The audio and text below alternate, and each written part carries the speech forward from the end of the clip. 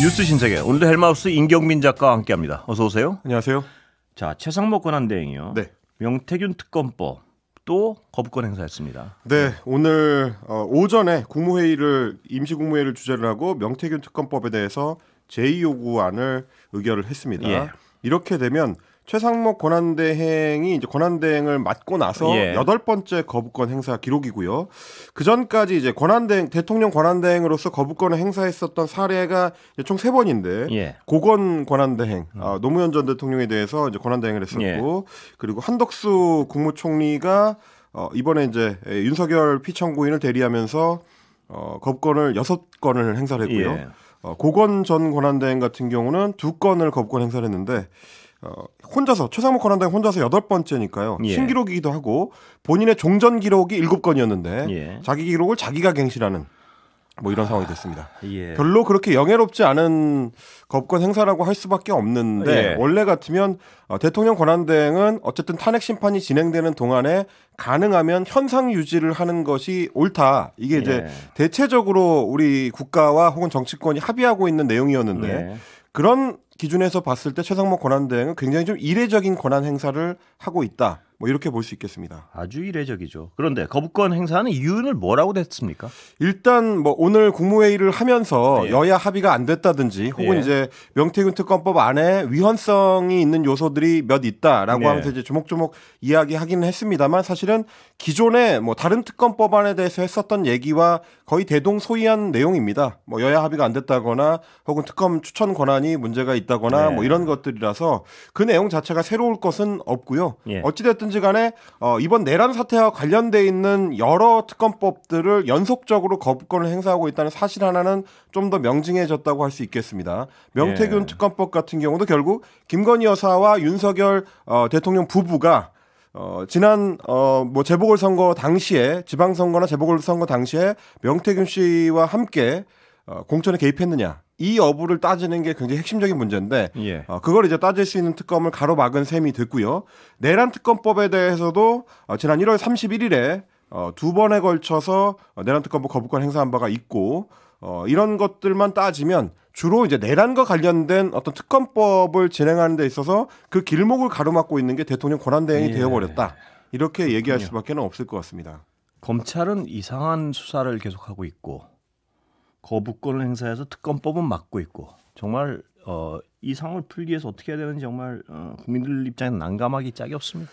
지금 같은 상황에 이제 처하게 된 어떤 원인 중에 하나도 여야가 이제 단순 대치를 하는 국면이 아니라 행정부가 행사할 수 있는 어떤 최대의 권한, 대통령이 제2요구권을 행사하는 것을 지나치게 많이 남용을 했다라는 부분들이 있거든요. 왜냐하면 지난 총선을 통해서 국민들이 어쨌든 민의를 확인시켜 준 것은 윤석열 정부가 행정 권한을 그대로 행사하는 것을 국회가 통제할 필요가 있다.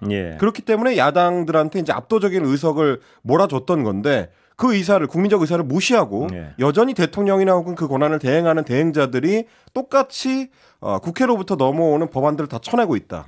뭐 이렇게 평가할 수밖에 없을 것 같습니다. 근데 최상목 권한대행은 말입니다. 이 마은혁 재판관 임명은 지금 헌재 결정이 났는데도 계속 미루는 거. 어떻게 보면 정말 매일매일 헌법을 위반하고 있는 상황인데. 그렇습니다. 이미 헌재에서 위헌 결정이 나왔기 때문에요. 이행하지 않는 것 자체가 계속 위헌적 행위를 누적하고 있는 상황입니다. 근데 이분이 위헌 소지가 있다면서 자꾸 거부권 행사하는 것 자체가 정말 이분들이 국민 눈치를 전혀 안 보는구나. 뭐 이런 생각을 할 수밖에 없습니다. 보면. 어떻게 보면 지금 이제 내란이 이어지고 있는 이 국면에서 헌법적 위기라는 말씀을 계속 드리게 되는 것인데 말씀하신 것처럼 행정부의 강요의 일원인 최상목 권한대행이 감히 이제 위헌적인 어떤 요소를 자기가 사실상 규정해서 국회에서 의결돼서 넘어온 법안을 쳐내는데 이제 어떤 이유로 되고 있는 상황이고요. 얼마 전에는 검찰총장을 비롯한 대검 지휘부가 또 역시 마찬가지로 현행 법안에 대해서 아직 판단받지 않은 위헌 요소가 있다라고 주장을 하면서 해야 할 행정 권한을 행사하지 않고 있는 뭐 그런 상황이 지금 겹쳐 있는 거거든요. 두 사안 다 행정부가 그렇습니다. 넘지 말아야 할 선을 계속 넘는 것 아니냐. 왜 위헌인지 여부를 뭐 사법부에서 결정하기 전에 행정부에서 마음대로 규정하고 그걸 이제 거부하느냐. 뭐 이렇게 얘기할 수밖에 없는 겁니다. 이들에게 있어서 법은 뭐 지켜야 할 어떤 대상이 아니고 우리 마음대로야 뭐 이렇게 국민들한테 선포하는 것 같은 행위들을 계속 반복하고 있어요. 보면. 그리고 사실 이제 법률상으로 보면 국가공무원법에 따라서 공무원들은 필요한 행정조치를 법률에 따라서 하도록 돼 있거든요. 예. 현행법에 시행하도록 돼 있는 조치를 자기 마음대로 판단해가지고 이건 안 해도 되고 예. 이건 내가 하고 싶으니까 하고 이렇게 할 수 있는 권한 자체가 없습니다. 그 자체로 그렇습니다. 불법이고 그게 위헌적 행위가 될 수 있는데 예. 그런 일들을 이 행정부에서는 워낙 좀 많이 자주 하다 보니까 점점 더 무뎌지는 것 같다라는 느낌이 들고 그게 어떻게 보면 이제 국민적으로는 굉장히 좀 불행한 일이다. 그렇습니다. 이렇게 말씀을 드려야 될 것 같고요. 바로 잡아야 될 것 같습니다. 어떻게든지. 사실 이제 그걸 바로잡기 위한 국회의 주요한 견제 장치 중에 하나가 국무위원에 대한 탄핵 권한이거든요. 예. 그런데 최상목 기재부 장관에 대해서는 지금 이제 국회에서도 특히 민주당을 중심으로 한 야당에서도 탄핵을 지금 추진하지 못하고 있는데 예. 이것도 역시 지금 이제 헌법재판소에서 윤석열 피청구인에 대한 최종 결정이 아직 안 나오고 있다 네. 보니까 그 일정 관련한 고민 때문에 이런 일들이 좀 결단을 못 하고 있는 그런 상황입니다. 지금 명태균 게이트 민주당 조사단장을 맡고 있는 서영교 의원 예. 같은 경우는 오늘 최상목 권한대행의 거부권 행사를 놓고 기자들하고 만나가지고 이렇게 얘기를 했습니다. 탄핵을 시켜야 된다. 예. 당 내에서 다시 탄핵이 논의가 돼야 된다라고 이야기를 하면서 조사단 단장으로서 즉각 최상목 권한대행에 대한 탄핵 소추안을 내야 된다고 생각하고 지도부에 탄핵을 건의할 것이다. 예. 이렇게 주장을 했고요. 뭐 전용기 의원 민주당 명태균 게이트 진상조사단 수석 대변인인데 진실을 덮기 위한 방탄 거부권을 행사한 거다. 예. 탄핵 소추가 필요하다. 죄송합니다. 이런 이야기를 지금 예. 민주당 내부에서도 하고 있는 상황인데 다만 지도부는 상당히 좀 신중한 입장을 유지를 네. 하고 있습니다. 오늘 의원총회에서도 지도부의 이런 어떤 신중한 입장이 전달이 돼서 구체적으로 탄핵을 추진하자라는 얘기는 안 나왔다고 하더라고요. 노정명 원내대변인이 전한 얘기를 보니까 최대행 탄핵 논의했냐라고 물어봤더니 의원총회에서는 전혀 나오지 않았고 예. 며칠 동안은 상황을 좀 지켜보는 시간이 될 것 같다라고 이야기를 하고 있습니다. 근데 이제 구체적인 속내를 좀 들어보니까 이 이제 최상목 권한대행에 대한 탄핵 카드를 또다시 꺼내들 경우에 예. 사실 이제 정치권에서는 숫자도 상당히 좀 중요하게 여겨질 수가 있는데 민주당이 지금 30번째 탄핵안을 추진하는 게 되는 예. 거라서요. 뭐 그럴 경우에는 소위 말하는 줄 탄핵 비판이 이제 또다시 나올 수가 있는 거고 예. 지금 헌재에서 추진되고 있는 헌재에서 이제 심판이 진행되고 있는 윤석열 피청구인에 대한 탄핵 심판에서도 야권의 줄 탄핵 국무위원들에 대한 연속적인 탄핵이 주요 쟁점으로 윤석열 피청구인 쪽에서 제기가 된 상태이기 때문에 네. 혹시 또 영향을 미치는 건 아니냐라는 우려를 지금 민주당 지도부에서는 갖고 있고 그리고 추가로 탄핵 소추가 의결이 될 경우에는 일정에 또 영향을 미치는 건 아니냐 뭐 이런 것까지 종합적으로 고려했을 때 일단 윤석열 피청구인에 대한 탄핵 심판 선고일이 잡히고 나서 네. 그때 가서 다시 한번 고려를 해보자. 뭐 이런 정도가 지금 지도부의 판단인 것 같습니다. 그런데요, 그 선고일 뭐 누구도 지금 알 수 없지만요, 정말 아무도 알 수 없는 상황입니다. 헌재 재판관들 네. 외에는 알고 있다고 주장하는 사람들은 전부 거짓말하고 있는 거로 보시면 추정이죠. 됩니다. 뭐 다 자기들 추정인데. 네. 자, 결국은 이제 가장 빠르게 예측됐던 14일, 오늘은 불가능해졌습니다. 사실상. 네, 오늘 네, 지금 뭐 이제 일정이 끝난 시간이기 때문에 추가로 뭔가 이제 고지가 나올 가능성은 별로 높아 보이지 그렇습니다. 않고요. 그러면 이제 가능한 게 다음 주인데요. 월요일은 가능하고요, 아직도. 네. 다음 주는 이제 가능한 상황입니다, 아직까지. 근데 그러니까, 통지가 언제 갈까가 문제인데 아직까지는 누구에게도 관련자 누구에게도 통보는 되지 않았다. 이게 네. 아직까지 팩트죠? 예. 네, 그렇습니다. 그러니까 당초에 사실 14일 금요일을 법조계나 혹은 뭐 정치권의 인사들이 유력하게 봤던 이유는 예. 18일에 잡혀 있는 박성재 법무부 장관에 대한 탄핵 심판 기일 때문이거든요. 화요일이요? 네, 화요일입니다. 예. 18일 화요일 이전에는 헌재가 별다른 일정을 잡지 않았었고 예. 그리고 이전에 있었던 두 번의 대통령에 대한 탄핵 심판 선고일이 둘 다 금요일이었기 때문에 예. 그리고 또 이제 금요일에 탄핵 심판 선고가 나와야 어느 방향으로 나오든 좀 혼란을 줄일 수가 있다. 예. 뭐 그래서 이제 업무가 끝나는 날이기 때문에 뭐 금융시장이라든지 혹은 뭐 다른 회사의 일정이라든지 이런 것들과 연동되는 추가 혼란이 조금 줄어들 예. 수 있다라는 판단 때문에 주로 대통령 탄핵 심판은 이제 금요일에 선고를 해왔던 거거든요. 예.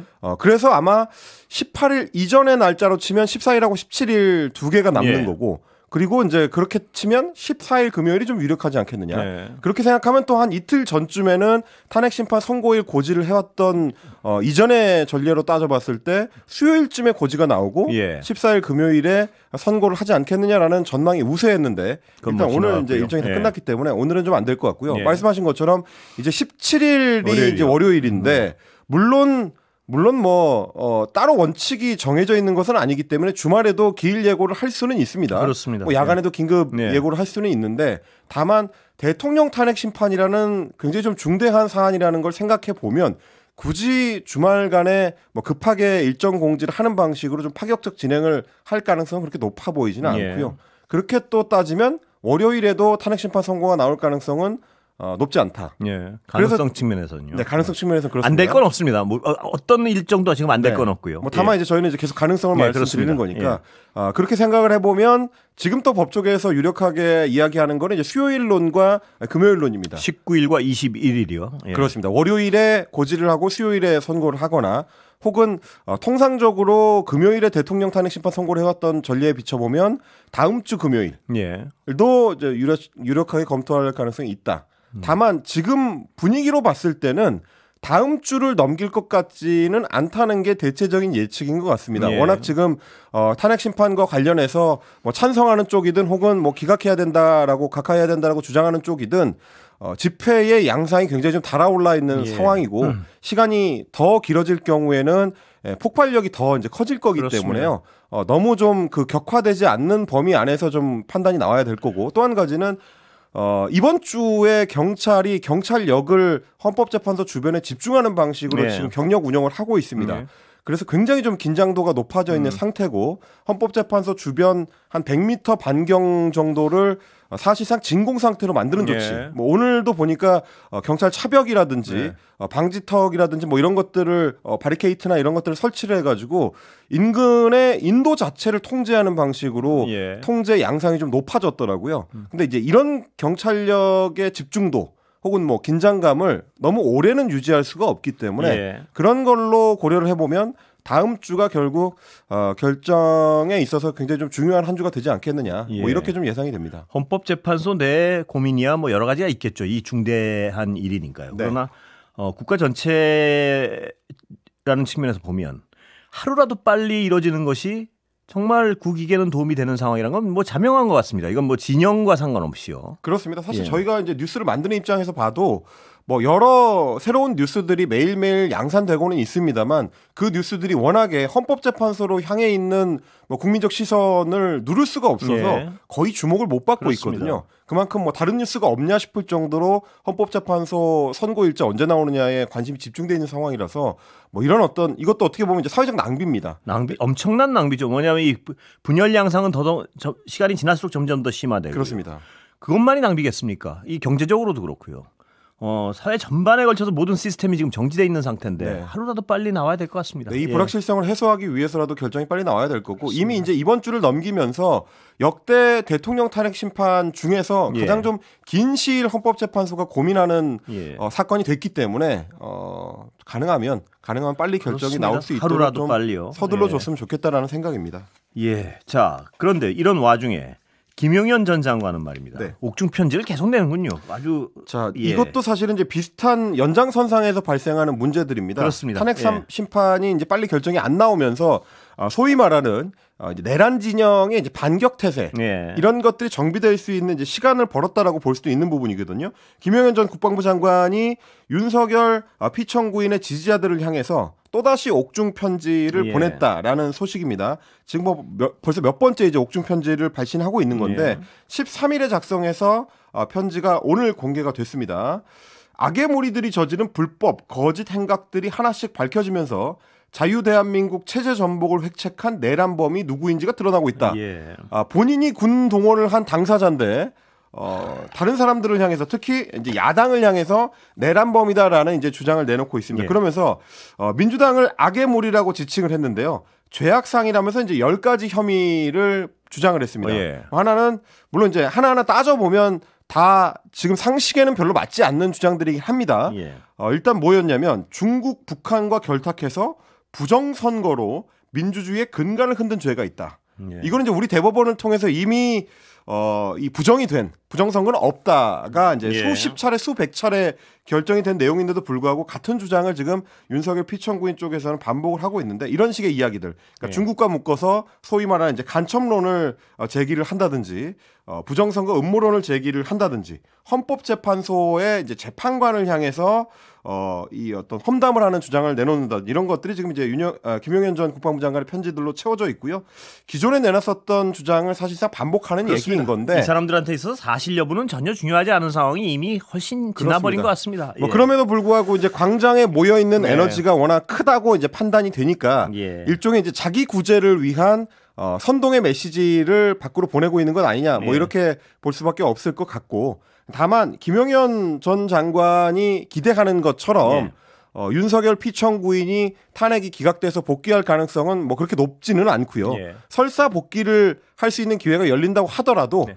이미 검찰 수사 과정에서 윤석열 피청구인에 대한 많은 혐의점을 인정하고 굉장히 구체적으로 진술했었던 김용현 전 국방부 장관을 윤석열 피청구인이 용서하고 포용할 것이냐. 예. 뭐 비평하는 입장에서 봤을 때 그렇게 가능성이 높아 보이지는 않는다.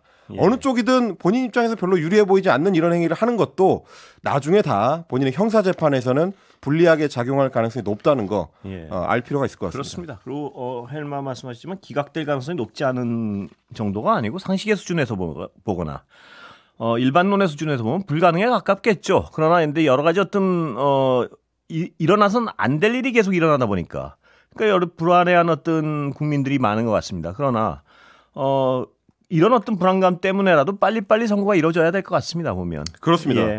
아까 말씀드렸던 소위 이제 내란 세력의 반격이라는 게 여인영 국군 방첩사령관 전 국군 방첩사령관 쪽에도 적용이 될 것 같습니다. 이번에 위헌 법률 심판 제청 그러니까 이제 헌법재판소에 위헌 심판을 청구했다라는 소식이 전해졌는데 예. 군사법원에서 군 검찰이 작성한 조서의 증거 능력을 예. 제한하지 않고 있는 군사법원법 제365조 1항과 2항이 헌법 위반이다. 예. 이렇게 주장을 하면서 위헌법률 심판 제청 신청서를 제출을 했다는 겁니다. 이게 이제 무슨 얘기냐면 예. 2020년에 형사소송법이 개정이 되면서 예. 검사가 피의자 신문조서를 작성을 했더라도 뭐 기존에는 이게 이제 재판에서 주요 증거 자료로 채택이 돼서 활용이 많이 됐는데 예.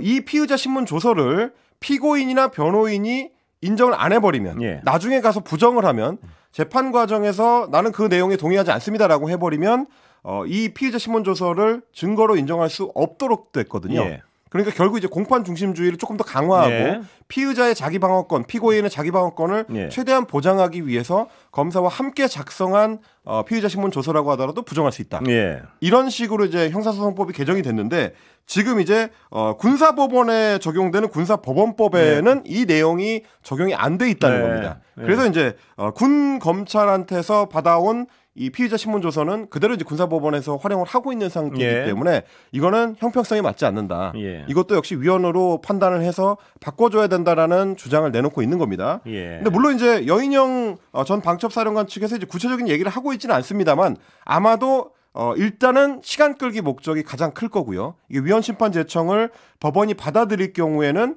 헌재 판단이 나올 때까지 재판이 중지가 되기 예. 때문에 그 목적이 1차적인 목적이라고 볼 수가 있을 거고 만약에 위헌 심판이 나올 경우에는 그러면 군사 검찰한테서 나왔었던 여인영 전 방첩사령관의 피의자 신문 조서 예. 이게 이제 증거 능력을 잃을 가능성도 생기게 됩니다. 예. 재판에 가가지고 이제 여인영 쪽에서 증거 능력 부정을 할 수가 예. 있는 거기 때문에 그런 어떤 두 가지 이유로 아마 위헌 제청을 한 것 같다. 예. 뭐 이렇게 좀 보여집니다. 이런 어떤 행위 역시 아까 잠깐 말이 나왔지만 헌법재판소에 윤석열 피청구인에 대한 어떤 선고가 미뤄지다 보니까 모든 어떤 동원할 수 있는 수단은 다 동원하고 있는 이른바 내란 세력들이요. 그렇습니다. 그런 양상인 이제 것 같습니다. 예. 명태균 씨나 김영선 전 의원 쪽에서 구속 취소를 신청했다라는 말씀도 전해드렸는데 예. 그거 역시 윤석열 피고인이 구속 취소를 통해서 석방이 된 이후에 예. 발생하는 문제지 않습니까? 예. 석방돼서 지금 나와 있는 상태고 그리고 이제 헌법재판소의 판단은 조금씩 늦어지고 있는 상황이고 그러다 보니까 여러 변수들이 추가로 발생하는 국면이다. 뭐 이렇게 예, 보셔야 될 것 그렇습니다. 같습니다. 일단 뭐 다음 주에는 나올 테니까요. 잠깐 광고 듣고 계속하겠습니다. 탄핵 선고 앞두고요. 네. 여론조사 결과가 계속 나오고 있죠. 네, 예. 오늘은 한국갤럽의 정기 여론조사가 예. 발표되는 금요일입니다. 그런데 이제 윤석열 피고인이 지난주에 석방이 되고 난 뒤에도 전체적인 여론의 흐름은 크게 바뀌지 않는 예. 뭐 그런 양상이라고 좀 요약될 예. 수가 있겠습니다. 일단 한국갤럽이 지난 11일부터 13일 전국 만 18세 이상 성인 남녀 1,001명을 대상으로 조사한 정기 여론조사고요. 예. 자세한 내용은 중앙선거 여론조사 심의위원회 홈페이지 참조하시면 되는데 예. 윤석열 대통령에 대한 탄핵 찬성 의견이 58%, 예. 반대는 37%가 나왔습니다. 예. 지난번 조사하고 비교를 해보면 찬성한다고 답한 비율은 이제 2%포인트가 하락했고 반대는 2%포인트가 올랐는데 예. 전체적으로 이제 큰 변화는 없다. 뭐 예. 이렇게 말씀을 드릴 수가 있겠고요. 정치 성향별로 보자면 예. 보수층에서는 탄핵 찬성이 24%, 예. 반대가 72%였고요. 예. 진보에서는 여전히 압도적으로 찬성이 93%, 반대가 7%로 집계가 됐는데 중도층이 중요합니다. 중도층 예. 같은 경우는 탄핵 찬성이 69%, 예. 70% 가까이 나왔고요. 예. 탄핵 반대가 26%라서 예. 두 배를 훌쩍 넘는 수치상의 이제 어떤 차이가 있었고 두 배 훌쩍 넘는군요. 예. 그렇습니다. 중도층 같은 경우는 지난 조사하고 비교해 봤을 때 찬성이 오히려 이제 2%포인트 올랐고 예. 반대는 4%포인트가 올라서 그러니까 이제 중도층에서도 찬성 쪽으로 좀 쏠리는 예. 그런 여론의 양상이 이제 나타났다. 예. 이렇게 볼 수가 있을 것 같습니다. 예. 그리고 이제 조기 대선이 치러질 경우에 그러면 조기 대선의 어떤 구도는 어떻게 인식을 하고 있느냐 이런 걸 봤을 때 현 예. 정권의 유지를 위해서 여당 후보가 당선되는 것이 좋다. 예. 여기에 이제 응답한 소위 이제 정권 유지 응답층은 이제 41%였고요. 예. 그리고 현 정권의 교체를 위해서 야당 후보가 당선되는 것이 좋다. 그러니까 정권 교체 응답은 51%였습니다. 예. 그러니까 41대 51 정도로 정권 교체론이 조금 우세했는데 예. 중도층으로 가면 여기서도 역시 마찬가지로 압도적으로 정권 교체가 우세합니다. 정권 교체 여론이 중도층에서는 61%, 예. 정권 유지 여론이 30%였으니까 여기서도 두 배가 넘는 정권 교체 여론이 압도하는 그런 양상이었습니다. 아까 연령별로 볼 때는 70대만 탄핵 반대가 많고 나머지는 전 연령에서 탄핵 찬성이 높군요. 그렇습니다. 전 연령에서 예. 탄핵 찬성이 높고요. 70대에서는 찬성이 31, 반대가 62%인데 예. 40대에서는 반대로 이제 찬성이 73%, 반대가 예. 23%. 70대 분들만 그렇군요. 60대에서는 탄핵 찬성과 반대가 비슷한 비율입니다. 찬성 48, 반대 47 이렇게 나타나고 있습니다. 그렇군요. 예. 자, 장래 정치 지도자 선호도는 어떻습니까? 여기도 전체적으로 이제 크게 변하는 분위기는 아닌데요. 예. 다만 이제 조금씩의 등락은 있습니다. 일단 이재명 대표가 민주당 이재명 대표가 34%로 가장 높았고 예. 순위라든지 뭐 이재명 대표의 지지율은 거의 이제 비슷한 추세를 예. 보이고 있습니다. 30% 초중반대를 유지를 하고 있고 김문수 고용노동부 장관 같은 경우는 10% 중반까지 올라갔던 수치가 조금 많이 내려와서 예. 10%까지 지금 이제 내려와 있는 양상이고요. 그리고 국민의힘 한동훈 전 대표가 그 뒤로 6%, 오세훈 서울시장 4%, 홍준표 대구시장 3%, 조국혁신당의 조국 전 대표가 2%, 개혁신당 이준석 의원 1% 순입니다. 예. 헌법재판소 신뢰 여부도 뭐 중요한 지표인데요. 예. 네, 여기도 이제 그렇게 큰 변화는 없습니다. 일단 헌법재판소 신뢰 여부를 물어봤더니 신뢰한다가 53%, 네. 신뢰하지 않는다가 38%였는데 예. 정치 성향별로 보는 게 좀 의미가 있어 보입니다. 일단 중도층에서 예. 신뢰한다가 59%, 불신한다가 34%라서 예. 지금 이제 전체적으로 보시면 정권 교체 여론에서도 중도층에서는 60%대 한 30% 정도의 비율, 예. 유사한 비율이 나타났었고 탄핵 찬성 반대 비율에서도 역시 마찬가지로 중도층은 예. 60%대와 30%대, 6대 3 정도의 전반적 비율이 지금 중도층의 여론이다. 뭐 이렇게 예. 좀 살필 수 있을 것 같습니다. 시간 거의 다 됐는데요. 이 다른 얘기 잠깐 하고 가겠습니다. 이 즉시 항고가 위헌적 요소가 있다면서 검찰이 스스로 그걸 안 했지 않습니까? 근데 대법원도 이런 반대 판단을 했군요. 네, 구속 취소에 대한 예. 즉시 항고가 안 된다라고 검찰이 얘기했던 거에 반해서 예. 이미 즉시 항고를 제기했던 사례가 추가로 4건이 더 확인됐습니다. 예. 3년 전에 울산, 2020년에 수원, 예. 의정부에 16년, 20년 예. 이렇게 4건이 추가로 확인됐기 때문에 검찰의 어떤 논리가 정말, 좀 약해졌습니다. 예. 여기까지 듣겠습니다. 임경빈 작가였습니다. 고맙습니다. 고맙습니다.